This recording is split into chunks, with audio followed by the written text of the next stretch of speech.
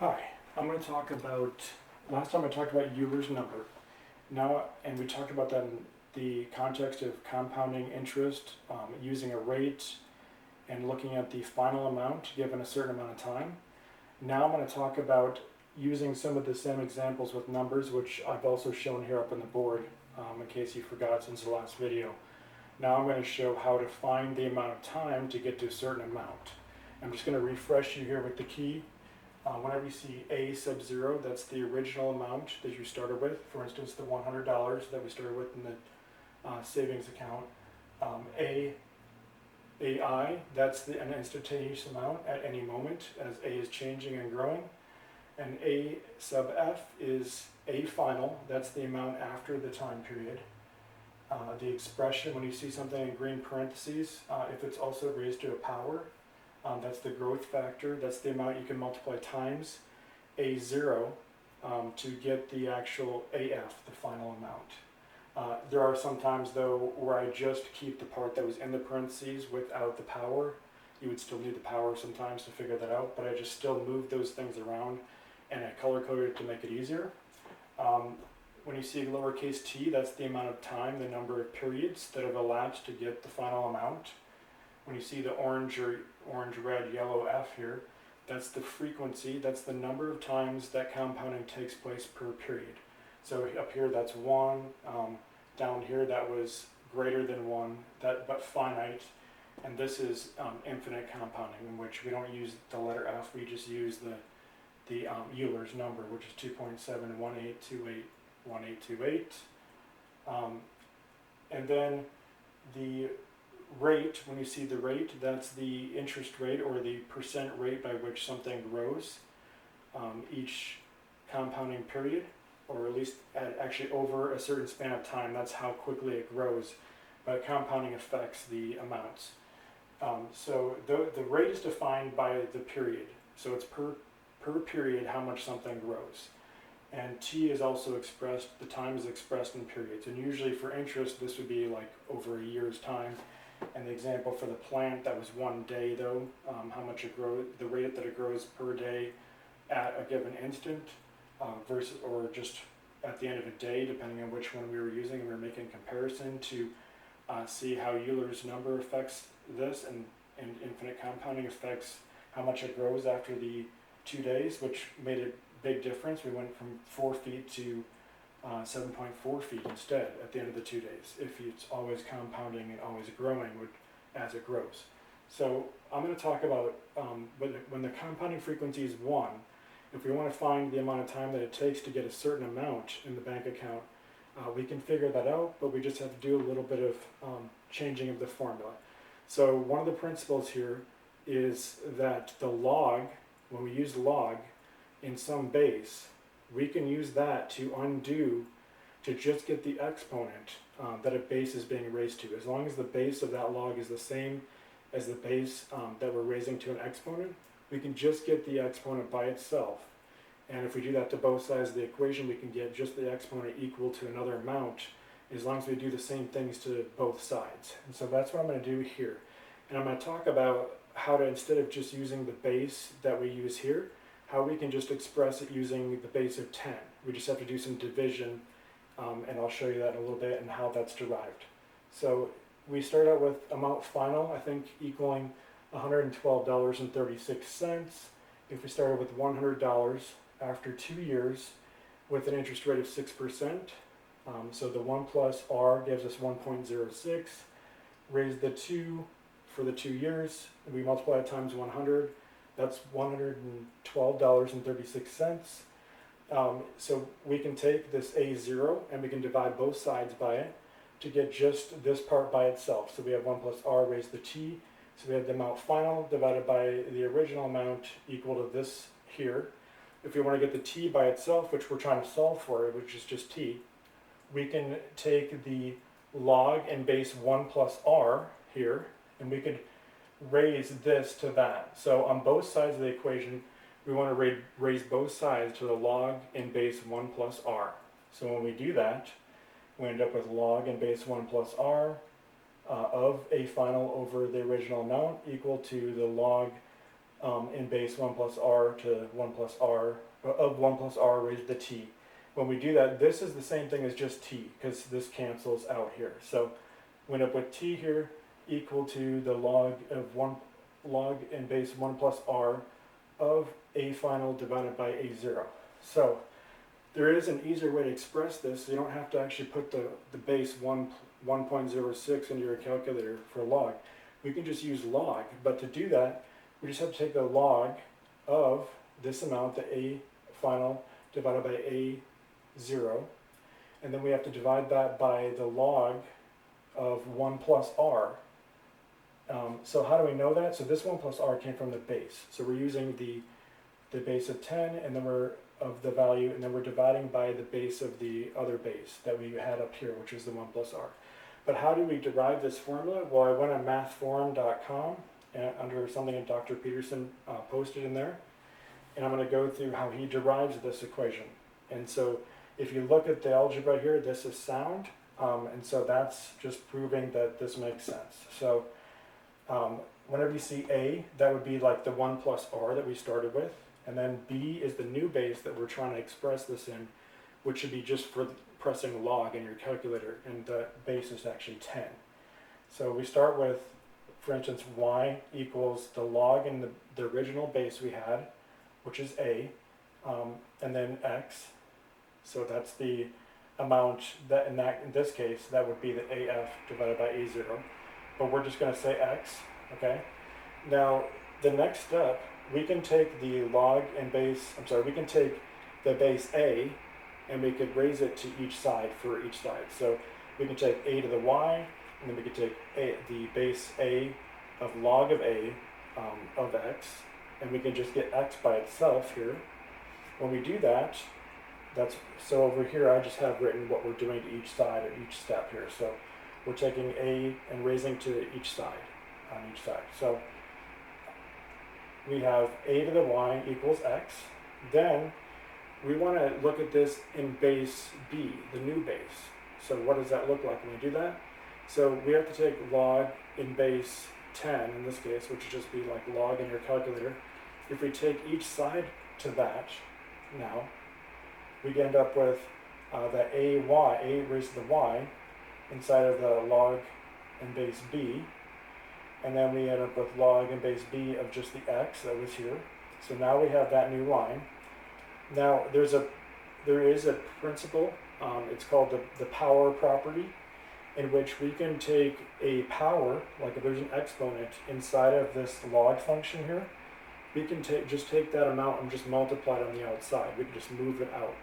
So that's what we do in the next step. So we take that y back out again, and we take y times the log in base b of just a by itself now. That was the base before. And then we set it equal to the same thing we had over here, the log in base b of the x. Now at this point we can resubstitute the log in base a, which was the original base we had, that 1.06 of x.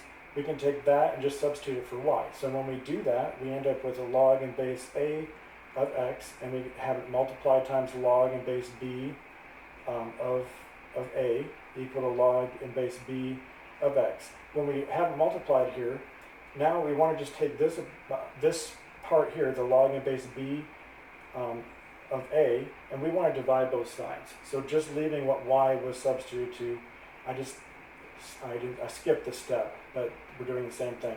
So we're just taking the log in base b of a, and we're dividing both sides by it. When we do that, it cancels out on this side, so we just have what we had for y. And what we had for y was log in base a of x, because remember that's the same as up here. But now we have that new amount, that other amount divided here, so we have the log in base b of x divided by the log in base b of a, the original one that was 1.06. But we're still doing it in the base of 10 for both of these.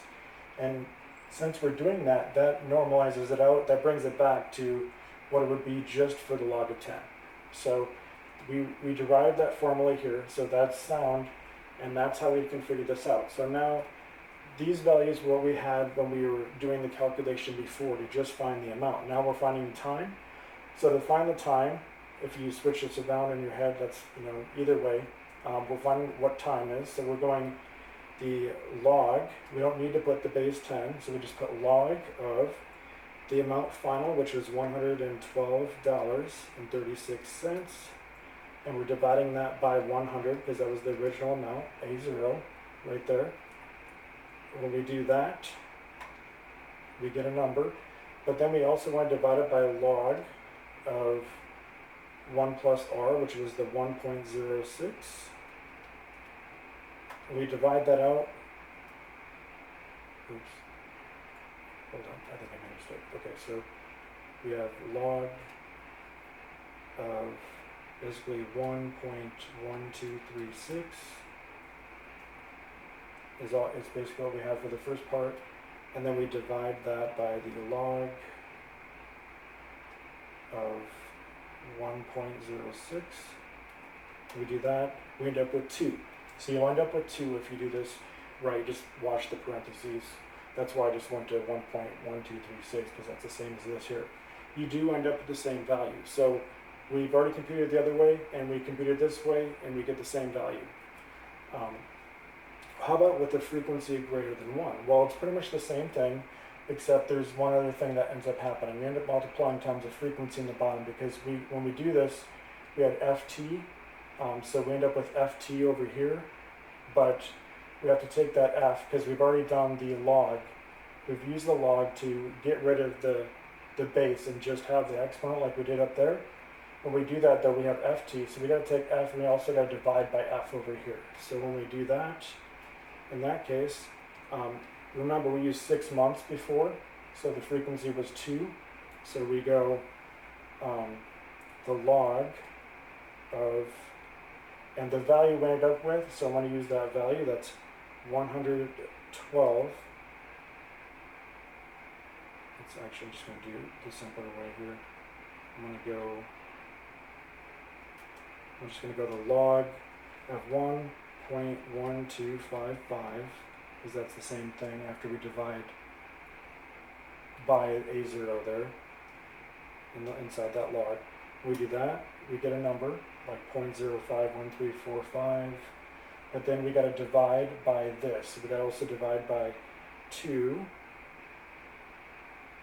So divide that by 2, and we also got to divide it by the log. So that's a log of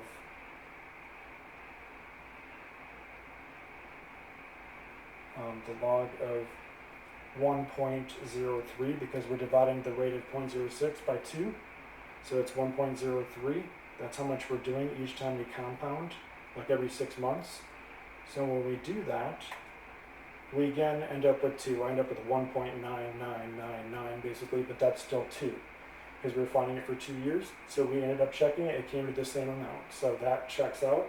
So this would be the formula you could use if you have a finite number of times that you're compounding per period.